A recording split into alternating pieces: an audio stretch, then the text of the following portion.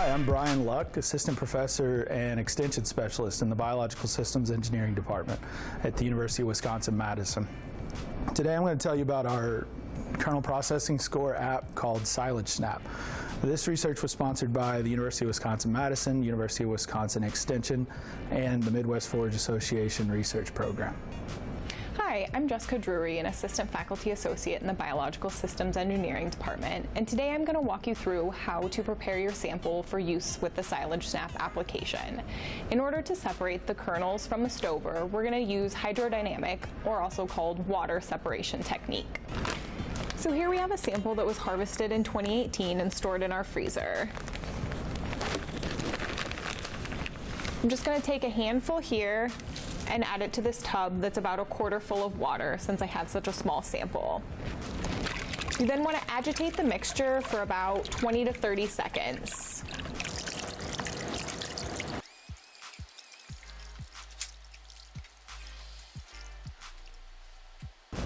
So during that time, the stover is mostly going to float to the top while the corn kernels will sink to the bottom. You can then take your hands or a strainer to remove the stover that's floated to the top.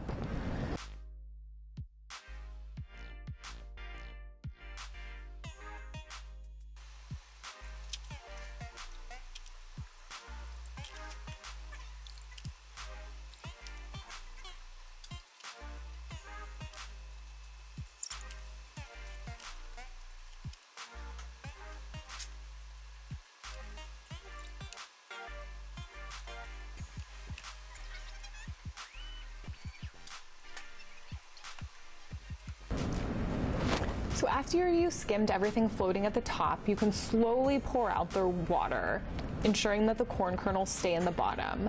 There may still be a few pieces of stover that are mixed in with the corn kernels, but you can pick those out at the end.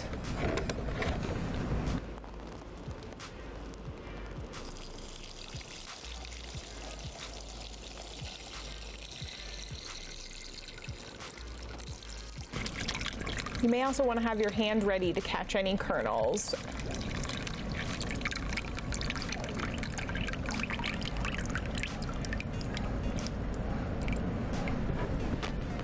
So after all the water is poured off, you can lay the sample out on a piece of paper.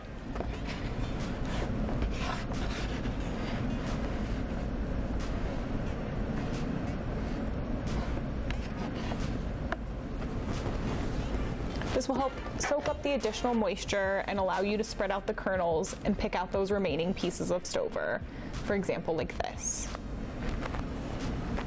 And once you have all the stover separated from the kernels, you're ready to spread out these kernels on a dark background, add in your size reference, and begin using the SilageSnap app.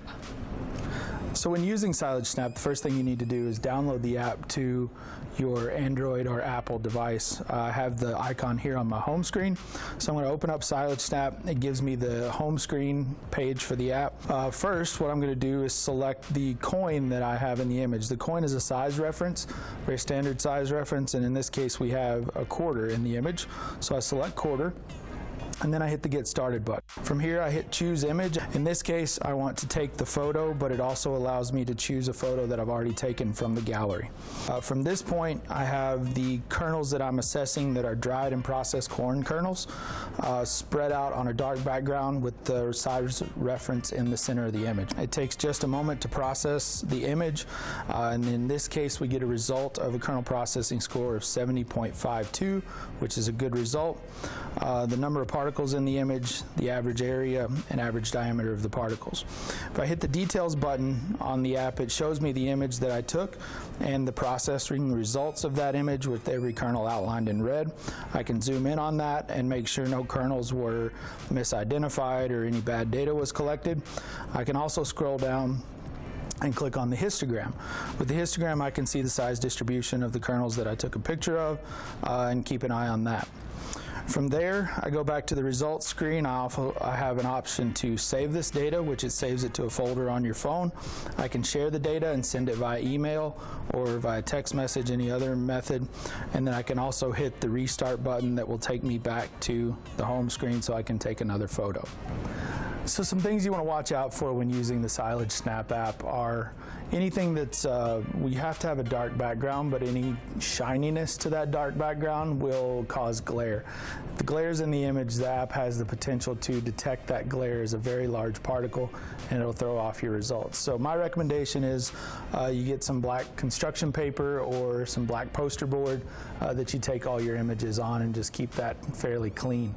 Other things that can be a problem in this image processing software is the particles touching in the image.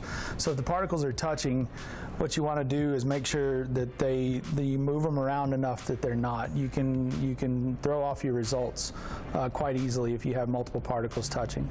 Small particles in the image also can be a problem, so if you want to omit those from the data processing, you can do that.